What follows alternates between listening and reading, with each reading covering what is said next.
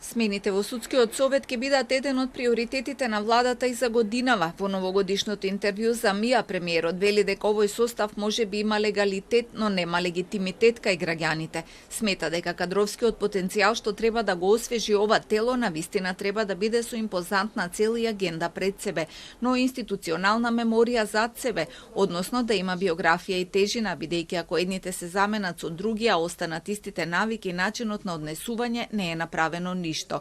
Можноста за разрешување на петмината членови во Советот, што се именувани од Собранието, беше најавена пред Нова година, кога не беше усвоен нивниот извештај за работа. На ова реагира експертите дека постапката е спротивна на Уставот и меѓународните стандарди, ако постојат многу основи за повикување на одговорност. Покрај реформите во правосудството, во фокусот на владата се најавува и економијата, каде се очекуваат подобри економски параметри и раст на бруто домашниот производ. Домашниот производ да дојде близу, растот на домашниот производ да дојде близу 4%, помеѓу 3,5 и 4%, иако проектираниот е на 3,7, ако не се лажам.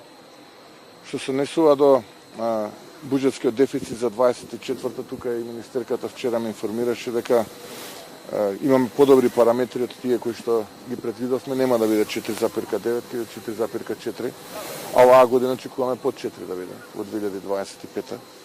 Со што навистина ќе имаме убави финансиски параметри, ќе бидеме меѓу првите 5-6 најбрзо растечки економии во Европа. Што се однесува на инвестициите во инфраструктурата, најавите се дека во сабота ќе биде пуштен експресниот пат Страцин-Крива Паланка, а до крајот на месецов и делницата од експресниот пат Градско Фариш, како и првиот дел од пругата кон Бугарија Куманово-Белјаковце.